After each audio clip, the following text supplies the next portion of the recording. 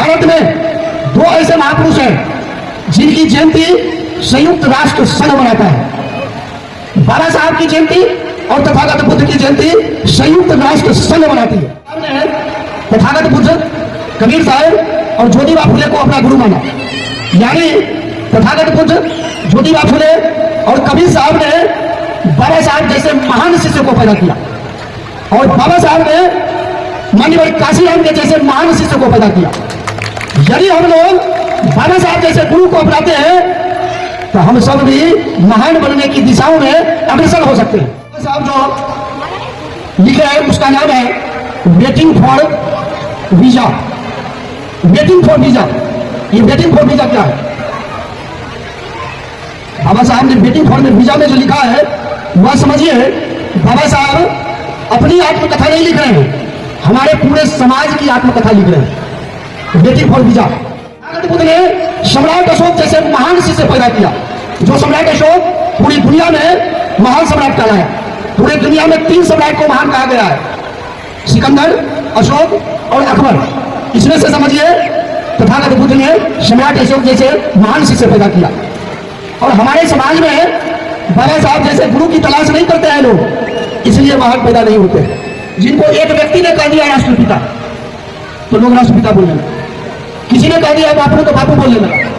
लेकिन बाबा साहब को काठमांडू में 1954 ईस्वी में वहां के जो सम्मेलन हुआ था, एक स्वर्ण में बहुत भिक्षुओं ने बाबा साहब को बोधिसत्व कहा था। बोधिसत्व यानी बुद्धि विवेक से सत्य की खोज करना। आज हम लोग बाबा साहब की जयंती मना रहे हैं तो बाबा साहब की ही नहीं, यह समझिए हम सब लोग, हम सभी लोगों की भी जयंती है। बाबा साहब के विचारों की जयंती, तो बायोलॉजिकल जयंती और आइडियोलॉजिकल जयंती, तो विचारों की जयंती। जितने बार बाबा साहब के विचार का जन्म होता है तो समझिए विचार का नया जन्म होता है। बाबा साहब को बोधिसत्व कहा गया है। बोधिसत्व की उपाधि कहां से मिली? आप देखेंगे कि भारत में कुछ ऐसे भी महापुरुष हैं जिनको एक व्यक्ति ने कह दिया राष्ट्रपिता तो लोग राष्ट्रपिता बोलने लगे।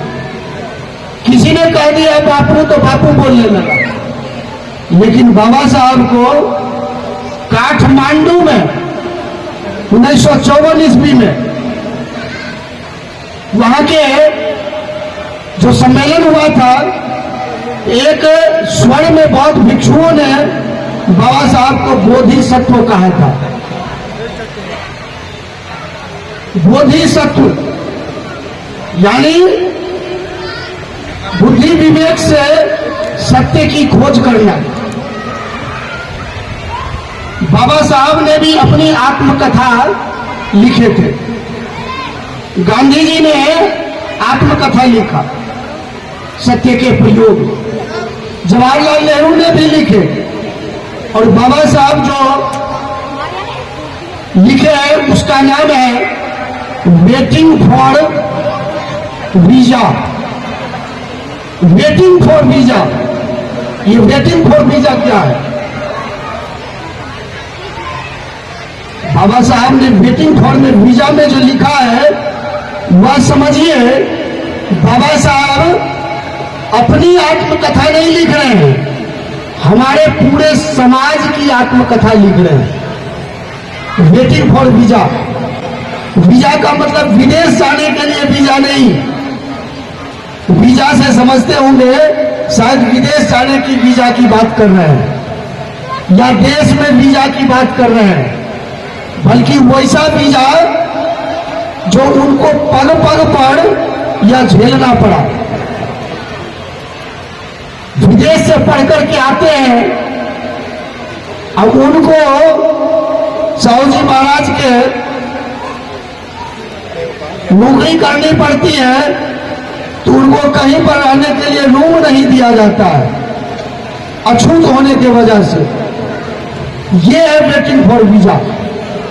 पानी पीने के लिए स्कूलों में चपरासी जो है उनको दूर से पानी पिलाया जाता था, और जिस दिन चपरासी नहीं आता था उस दिन उनको बिना प्यासा ही रहना पड़ता था।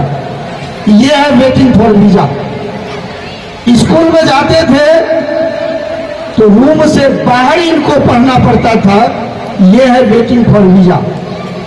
तो क्या यह सिर्फ बाबा साहब की आत्मकथा है या हमारे पूरे समाज का आत्मकथा है? गांधी ने अपनी आत्मकथा लिखा, लेकिन बाबा साहब ने हमारे पूरे समाज का आत्मकथा में वेटिंग फॉर वीजा के नाम से यह लिख रहे हैं। यह है बाबा साहब हमारे पूरे समाज के जो सिस्टम है उसको उजागर करते हैं। बाबा साहब हमारे मार्गदर्शक हैं, यानी गुरु हैं। गुरु का काम है मार्गदर्शन करना। तो समाज में 4 तरह के गुरु होते हैं। इस चीज को समझिएगा, 4 तरह के गुरु। एक गुरु ऐसा होता है जो गुलाम बनाता है, कभी भी अपने से आगे अपने शिष्य को देखना नहीं चाहता है। और वह जो गुरु होता है वह होता है धार्मिक गुरु। पूरे दुनिया में जितने भी धार्मिक गुरु हैं कभी भी अपने शिष्य को अपने से आगे बढ़ने देना नहीं चाहते। और जो उनका राज गद्दी है ना, उस गद्दी पर किसी अपने चेला को नहीं बैठाएंगे। वो वंशानुगत एक सिस्टम चलता है। और दूसरा जो गुरु होता है वो सिर्फ नौकरी दिलवाने के लिए पढ़ाते हैं स्कूल में। आपको इंजीनियर डॉक्टर बनना है, बस यहीं तक उनका कर्तव्य होता है।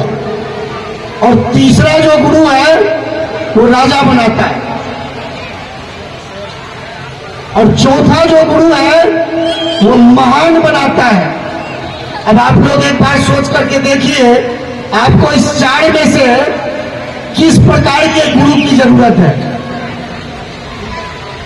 बाबा साहब ने तथागत बुद्ध, कबीर साहब और ज्योतिबा फुले को अपना गुरु माना।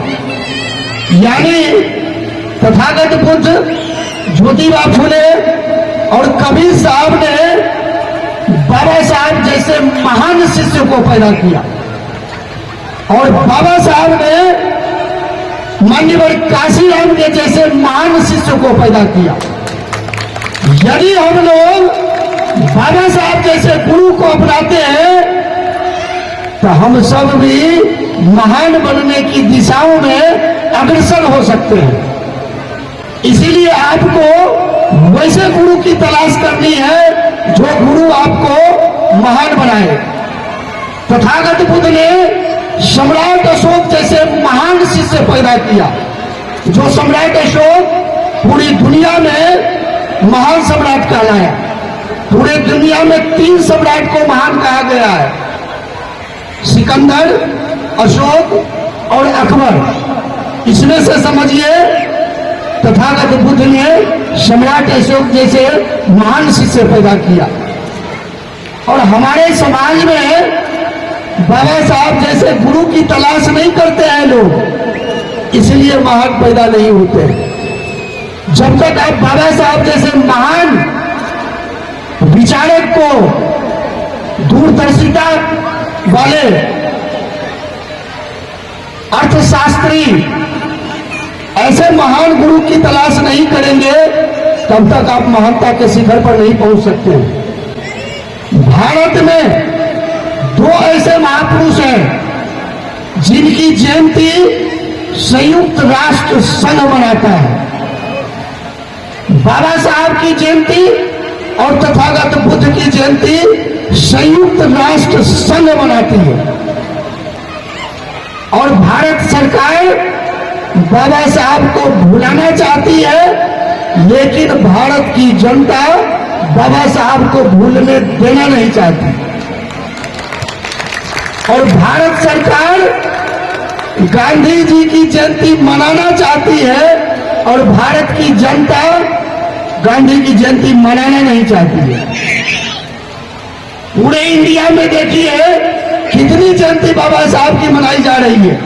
भारत की जनता जितना जगते जाएगी उतना ही बाबा साहब की जयंती, बाबा साहब की पुण्यतिथि, संविधान दिवस, ये सभी हम लोग मनाते जाएंगे। बाबा साहब संविधान निर्माता है।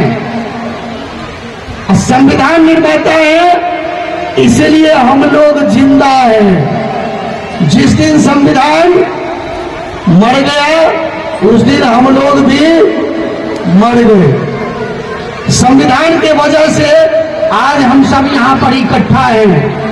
लोकतंत्र, लोकतंत्र, लोकतंत्र मतलब लोगों का तंत्र। लोगों का तंत्र तब तक है जब तक संविधान है। संविधान से पहले 26 जनवरी 1950 को संविधान लागू होने से पहले आम व्यक्ति प्रधानमंत्री राष्ट्रपति नहीं बन सकता था। भारत में मुगल आए, डच, हुन, शक, कुषाण, पुर्तगाली आए, फ्रांसीसी आए, सभी ने भारत पर राज्य किया, गुलामों जैसी जिंदगी रही। लेकिन जब बाबा साहब का संविधान आया तब यह रानी के पेट से राजा पैदा होना बंद हो गया और आपके बैलेट से राजा पैदा होने लग गया। यानी एक आम नागरिक भी प्रधानमंत्री और राष्ट्रपति बन सकते हैं। दुनिया के किसी भी धर्म में आप पुजारी नहीं बन सकती है महिला, लेकिन भारत का संविधान के वजह से आप राष्ट्रपति बन सकते हैं। और आज जो राष्ट्रपति है वह महिला भी है और आदिवासी भी है। और उस राष्ट्रपति के सामने में अन्य लोग शपथ लेते हैं। के.आर. नारायणन जब भारत के राष्ट्रपति थे, अब पंडित अटल बिहारी वाजपेयी को शपथ ग्रहण करवाने वाला व्यक्ति एक अछूत और विद्वान के.आर. नारायणन थे, जो संविधान की देन थी। यह संविधान नहीं होता तो के.आर. नारायणन जैसे राष्ट्रपति पंडित अटल बिहारी वाजपेयी का शपथ नहीं करवाता। यह संविधान की देन है। आप पुजारी नहीं बन सकते हो, प्रधानमंत्री और राष्ट्रपति बन सकते हैं। यह संविधान की देन है। आज जो यहाँ पर बहनें बैठी हुई हैं,